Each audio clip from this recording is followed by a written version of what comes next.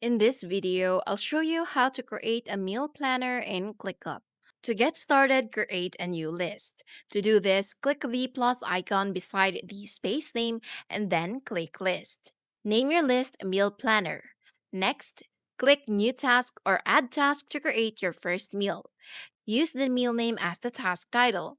For example, you might create tasks for Monday breakfast, Tuesday lunch, or Friday dinner. Assign a due date to schedule each meal on the appropriate day.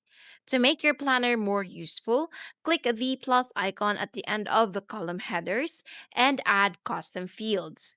Helpful fields include meal type, calories, preparation time, ingredients, or recipe link, and any other fields that you would want to be included in your tracker.